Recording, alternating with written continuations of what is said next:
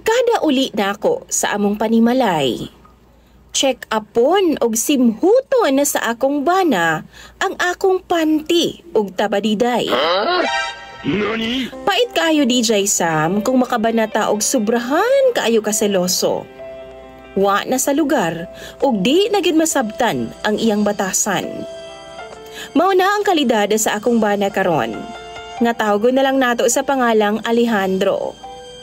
33 anyos siya DJ Sam ug samtang ako 29 anyos pa lang.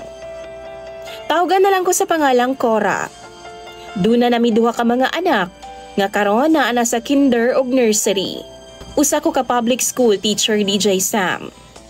Kani akong bana nga si Alejandro, kanihini siyang habal-habal driver sa bukid, diin ko unang na-assign sa trabaho. Siya ang tagahatod og sundo sa ako kaniadto DJ Sam.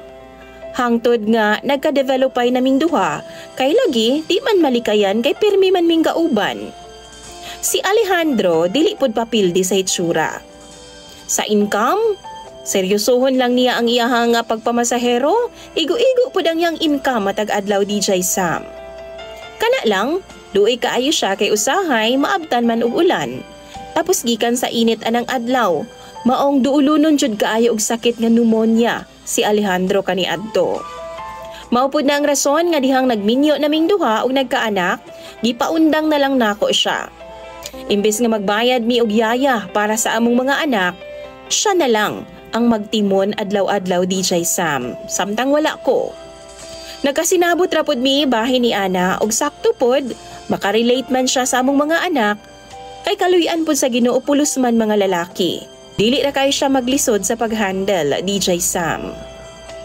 Apan sukad nga siya na nahibilin sa balay namo, daghan na kay siya satsat. Daghan pud siya mga balaod sa panimalay. Dapat di ko maabdan og ngit-ngit sa gawas. Og ang pinaka-weird pa nga iyang ginabuhat, inig-abot na ako sa balay gikan sa trabaho. Ginapahubo dayon niya ang akong panty ug iyahang simhuton ug duna bay laing baho. Dapat bahong kabahong gyud na DJ Sam, kay kung ugaling man manimahong sabon or unsa man nga pahumot, awayan gyud namo ng duha og taman. Kay magduda man na siya nga nihapit pa kog laing laki. Gipahumutan daw nako kay makipagkita man kog lain. Dunay kausa DJ Sam nga gikapuno na nako nga sitwasyon. Kani nga panghitabo, kay nanimahong sabon man nga safeguard ang akong pudayday. Bago ko mipauli DJ Sam, kalibangon man kay ko. Nalibang ko daan sa eskwelahan DJ Sam o ginasabunan jud nako na akong lubot og safeguard. Inighuman ako kalibang. Apil na po diha ang akong pudayday, syempre. Unya, pag uli nako kay nasimutan pa man niya ang safeguard. Ginapamugos gid niya DJ Sam nga gikan daw kog lodging house. Grabe na mong away ni adto nga time. Halos magbuwag na gud mi. Ug ang worst pagyo DJ Sam, kay nagpalaban siya sa iyang mga igsuon o ginikanan. Nagluib lagi daw ko, ug ang basihan niya tungod lang ato nga panghitabo. Ug ang wa na jud nako nagwanta nga panghitabo DJ Sam, dihang mitukar ang akong UTI. Giundangan una nako ang paggamit og panty liner. Pag uli na ako pagkahapon, kapoy kaayo ko. Pag-check sa ako ang bana sa akong panty DJ Sam, samtang gahigda ko og nakapiyong ko, naa siya'y nakita nga puti daw o white blood. Kanagong normal ragod nga discharge na to mga babae DJ Sam. Kabaw mo, samtang ganap unta ko. Iya habitaw ng gimumo sa akong naong ang akong hinubo nga panty DJ Sam. Ang bilahan jud o giduro-duro ko niya pag-ayo. Cheater daw ko. Nagkatawa na lang ko nga naglagot sa iyaha DJ Sam. Kay as in, mura naman siya nataranta nga nagtuyok-tuyok na sa amuang balay. Mubalik naman sa sala, muadto sa kwarto, libot-libot na po sa likod sa balay, sige giyaw-yaw.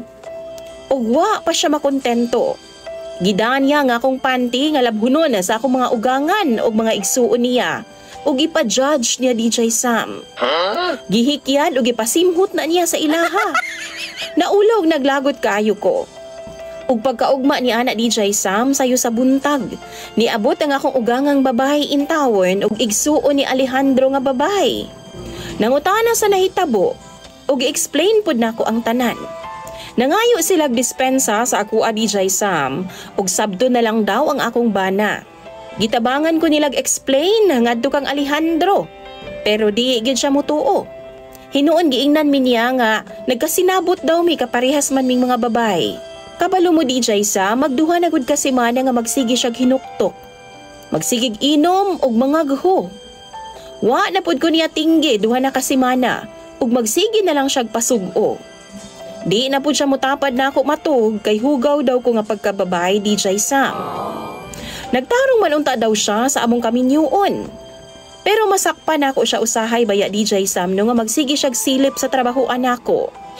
Pero klaruhon lang yun nako ha, nga bisan suko siya nako, bisan ani ang among sitwasyon, galihok gihapon siya sa mga trabahoon sa panimalay ug atimado gihapon mi niya sa mga bata. Kana lang lagi kay wa man ko'y peace of mind, kay sige na lang man mig-away.